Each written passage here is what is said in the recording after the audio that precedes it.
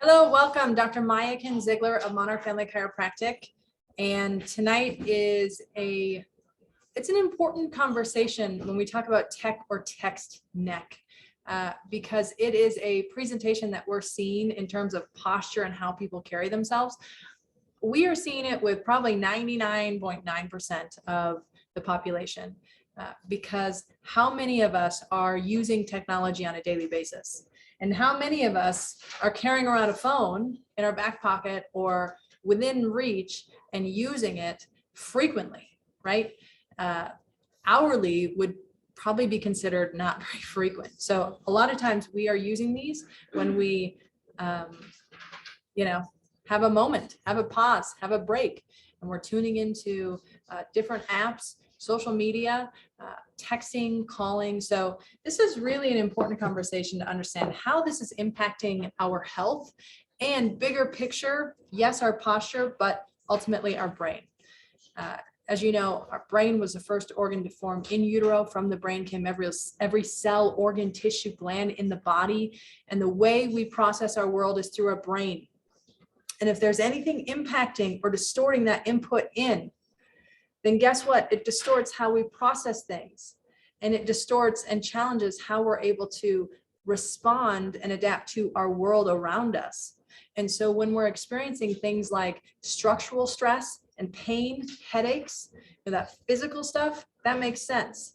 But it also impacts how we respond to stress. And so we see anxiety, we see some mental health stress and challenges, poor resiliency or reserve to handle and respond to everyday things. So if we can improve our structure and how we carry ourselves, and know that if we have a technology or a text neck presentation, what can we do to change that? That's really the biggest, the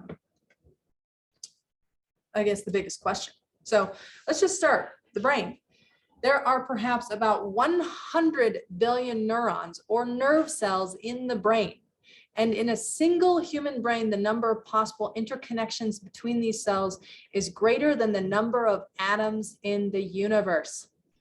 I love this. It's a terrible picture, but that quote doesn't even matter what the picture looks like. This is from The Amazing Brain.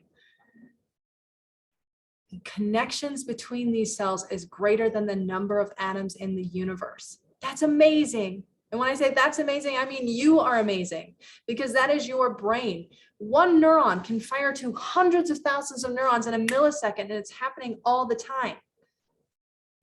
You are powerful. You are amazing. You came from two cells that came together to be one, to make this brain that has more interconnections than what we know of in the universe. I mean, it's amazing. And so we want to make sure this brain is supported through our structure, but our brain is also heavy, right? So if we have this type of presentation here, that means that brain is heavier on our structure, and that means that brain's under stress.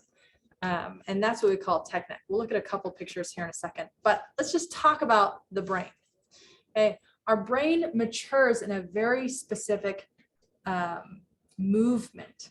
Okay, it goes really from inside out, so it goes back to front, right to left, inside out, and there are these specific gaps and windows in brain development that happen in the first 1,000 days of life. And I'm talking at conception through the 1,000 days of life. And these windows are so vital and so important that if we miss them, then we can never get that back.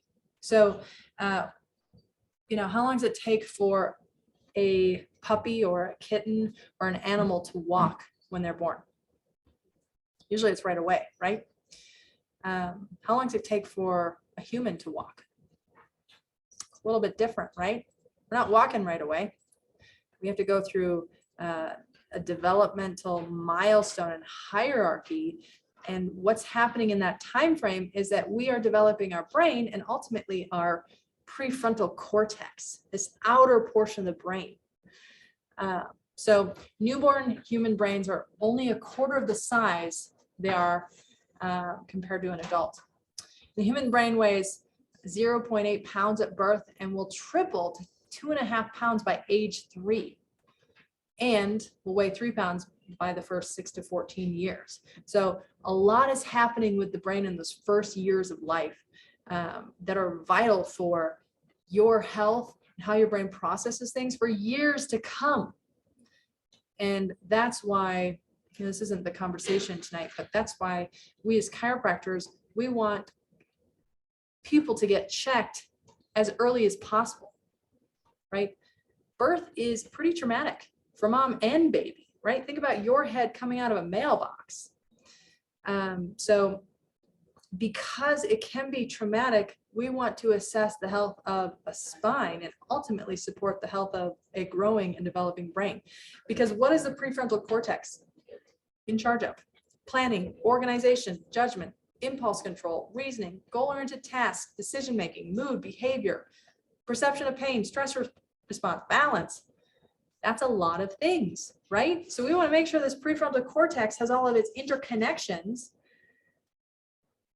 right, in appropriate development. But then we also want to make sure that, it's processing appropriately to handle our environment. So let's see, the brain comprises of 850 billion neurons with trillions of possible connections at birth, with each neuron developing an average of 15,000 synapses, 15,000 per neuron. And we have 850 billion by 3 years of age. And younger children have 2 times more possible synaptic connections due to neural pruning as you age. So that means you use it or you lose it. So again, you are amazing. That's the big takeaway I want you to come, I think that's the biggest takeaway is you are amazing. You were born to be healthy and vibrant and express a level of vitality, and it comes from within. But you have the confines of the structure and stress to a structure that impacts how you are able to process. And so let's take a look at some pictures here. So this is, 1920s-ish. Look at these guys sitting on a bus, standing on a street, and they are flexed forward, got something in front of them. You might as well just put, cell phones right in front of them. That's kind of what it looks like, right? Let's look here. Kind of looks like this. So my question for you is, what's the difference between what these folks were doing during their day and these folks? Because they both have very similar presentations in how they're carrying themselves, how they're holding their head, right?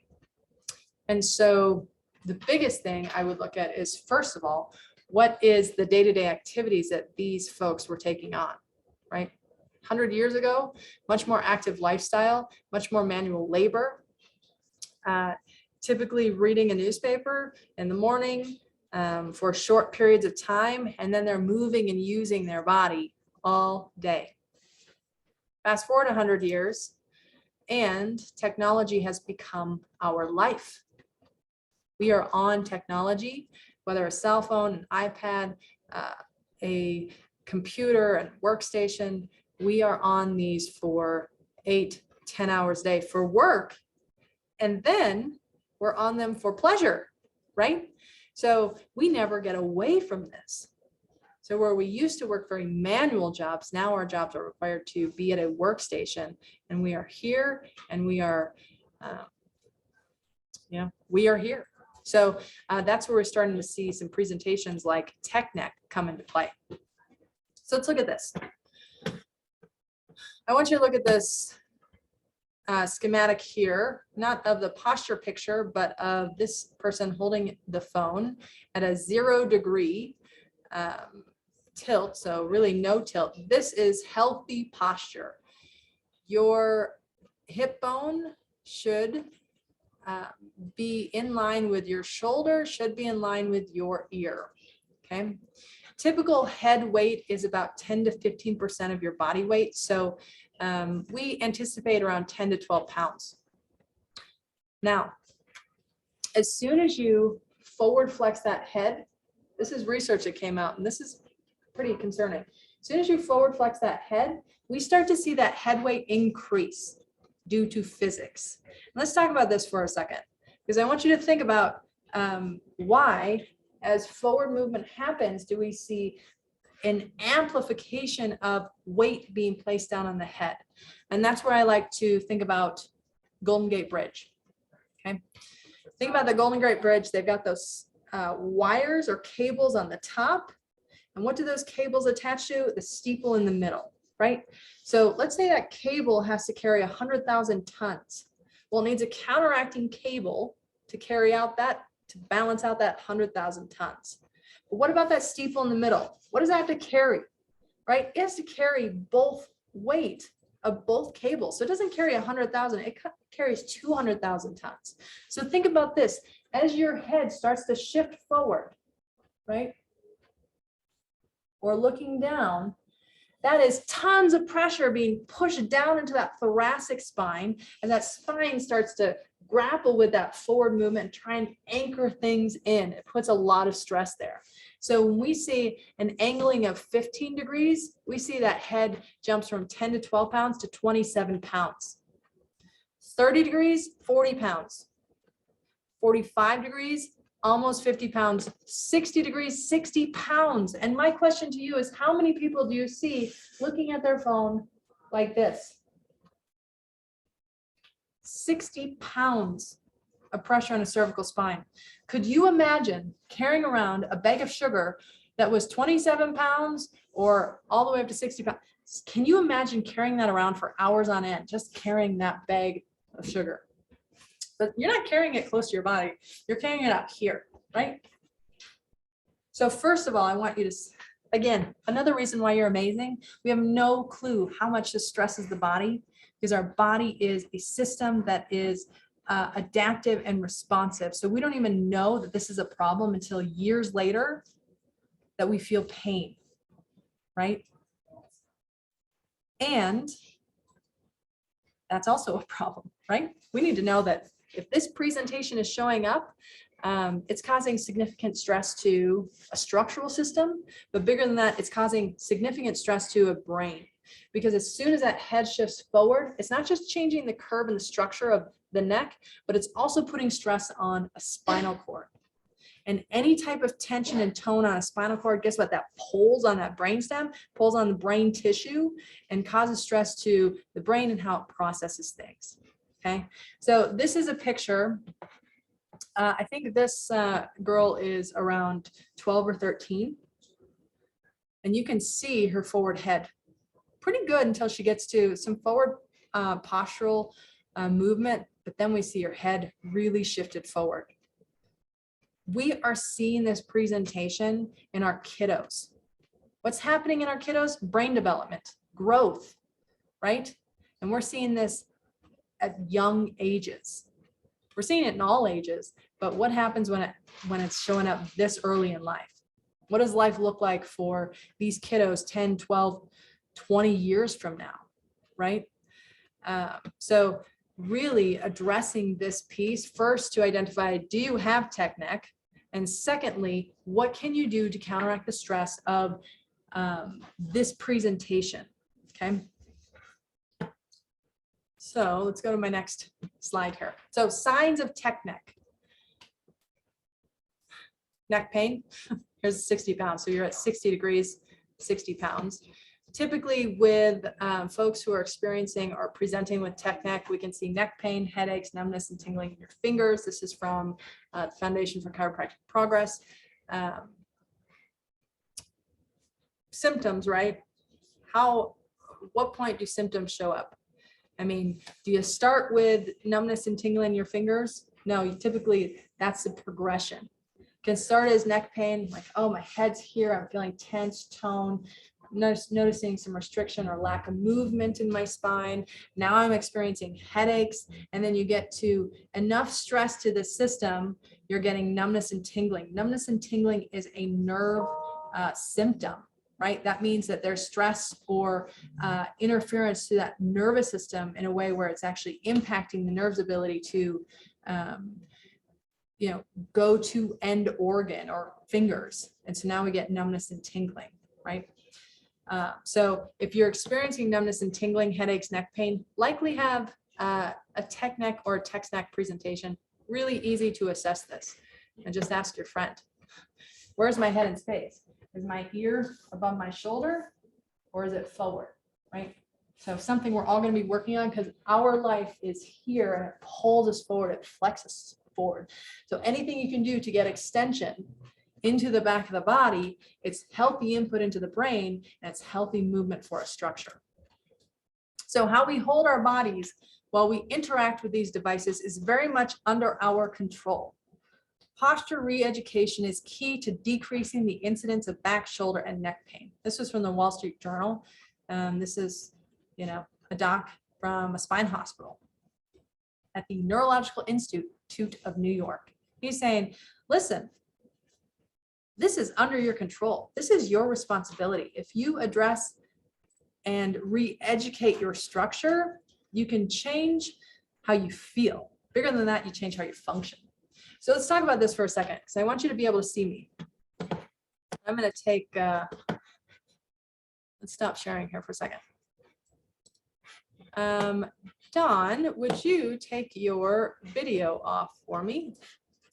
Or I don't know how to, this is on me, I think. Let me see. Let's go full screen. Okay, we're just going to do this. Okay, so I want you to think about brain development as a little kiddo. When we're born, right? We are in our brain stem. Okay, it's the most primitive, least sophisticated tool our brain has to process our world. And as we grow, right, we get that brain developing into these outer areas. But what is that least sophisticated posture associated, or I guess, what is the least sophisticated area of the brain that's activated? What posture is associated with that? Okay, that is the fetal position, right? Baby is in this fetal position. And as baby goes and moves through development, we start to see a head that lifts up, start to see a chest that lifts up, we start to see army crawling, then we start to see crawling, then we start to see standing, and then we ultimately start to see walking, right? So what happens in all of those movements? We go from forward flexion to extension. So as we have extension through the back of the body, we're opened up here, that means that our brain is better able to process and adapt, and we have better, more sophisticated tools for prefrontal cortex function. Okay, so when we are forced forward through all of our technology use, that means that it is poor input into the brain, and that means less sophisticated tools, because it's putting input into primitive survival input into the brain, because we're here. Right? Go back to that fetal position as a baby. As we're here, more outward prefrontal cortex, more sophistication with how we process things. So when we say, let's go back to this. When we say, man, posture re-education is key to decreasing incidence of back, shoulder, and neck pain, absolutely. But it is also key to supporting a functioning prefrontal cortex, executive function, goal-oriented tasks, balance, flexibility, how you perceive pain, mood and behavior, much bigger picture than just pain, right? So when you are supporting your posture with movement that gets extension into the body, you're supporting a brain and how the brain functions. And that's a big deal. Not about how you feel, but how you function, how you process things, and you being a better mom, you being a better colleague, you being better daughter, son, whatever it may be. Literally you being a better human being when you are standing more upright, because your brain is better processing. So here's the thing. We have a spinal workshop coming up next Tuesday. It's called Healthy Curves. And Dr. Kristen is going to dive into the importance of healthy curves and healthy spinal structures. We're going to dive into that. And we have tons of workshops that talk about spinal hygiene movement, getting extension into the body, posture re-education, how proper workstation ergonomics? What are the rules that you should follow to reinforce this piece, this re-education piece? Because only you can do it, right? You are responsible for your health. I can't get you to move from your desk multiple times a day. Only you can do that, right? So I want you to understand that posture re-education is vital for your structure, and it's vital for your brain, and it needs to happen every day, regularly, frequently, consistently. No, it's a non-negotiable. And when you start tuning into what the research says about sitting and how it's killing us, how you can't reverse long-term impacts of sitting, when you look at how text or tech neck causes significant stress to the brain and a structure, how it increases the loading on a spine where you see more arthritic changes. I mean, it's slowly over time. Let's go to this next slide here. Moving you in the spectrum of health and disease, it's moving you towards disease, right? Every decision you make will either put you towards health or put you towards disease, okay? And disease is not synonymous with symptoms, right? If you are here, you might feel fine for now, but health is not, symptom free. Health is function. Health is movement. Health is vitality. Health is ease, right? It's a body that can restore function, can repair, can sleep, digest, calm, engage in its environment, right? So it's a much bigger picture than just talking about posture re-education. It's really changing how your body moves and how your body functions over time, and it's a daily decision. And you want to make those decisions consistently and frequently over time on a regular basis that will put you into this realm of health, right? And it all leads back to the choices, behaviors, and activities that we do on a regular basis. So what is disease? It is breakdown. It can show up as fatigue. It is dismantling. It is a low threshold, right? If you have high reserve, high adaptability, high resiliency, stress can go up and down, no big deal. If you have low reserve, low adaptability, low threshold, your response to increasing stress, inability to do that, right? Vigilance, right? That's like protection. That's like rigidity, right? That's I want to carry and hold everything close to me versus open to receiving and experiencing the world, right? And disconnect. So we want you in ease. We want you in connection. We want you in movement, free flow, really experiencing and processing a world to a higher level of vitality and expression, much more than, you've ever been led to believe if you tune into any TV commercials that tell us about the next best drug on the market. Guess what? Health does not come from the outside, it comes from within. And so I hope this conversation around tech neck or text neck has been enlightening. I encourage you, I challenge you, look at your fellow human beings as they're walking around and moving around. Tell me how many text necks you see and check in with the degree. I mean, do you see an inch, half inch? You see 3 inches, you see a rounding and a humpback showing up. And how old are these folks, right? You can literally look at somebody. If you see a tech neck presentation, you know that they are unhealthy from the inside. You know their brain is having trouble responding and adapting to their world. You know they have a lower threshold to stress just because of where this is. Because that brain is having to work harder and harder. There's tension on that brainstem, and they're not using these outer, region of the brain, this prefrontal cortex, to process their world. So look around. And this is my challenge to you.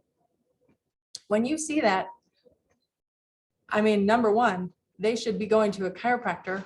If it's any of your family or friends, that is a great example of, hey, you should go in and see my chiropractor, because that posture is not necessarily attractive, not aesthetically pleasing, but bigger than that, I know that your structure, your brain are not optimally functioning. If you don't notice it now, you're going to notice it at some point, right? So look at me, it's 6:14. We're right on track here. So kudos to you for getting chiropractic care, number one, because that means you are getting healthy movement into a spine, healthy input into a brain that can better receive and experience the world. So you tend to have activated extensors and extension into the body, but you need to be doing frequent daily movements to help continue to give that appropriate input into the brain. And that's where spinal hygiene comes into play. That's where understanding all of your diagnostics that we do here to really evaluate your posture as you go through, your spinal curves, your rehabilitative movements and exercises with a dental roll or a fulcrum. That's why we do these workshops, because everything that you hear on a daily basis and that you do on a daily basis will help move you into this health spectrum. So, Dr. Miaken, Monarch Family Chiropractic, I'm so glad you are with us. I'm so glad you are choosing chiropractic care as a lifestyle, because it literally is building longevity and health and vitality into years, right? We want to add life to your years. So if you have questions, you're welcome to pop in the office, bring them to us. Otherwise, I look forward to seeing you next week on our workshop. At some point, it's going to be live in the office, but we'll continue doing these Zoom workshops as needed. So see you next week.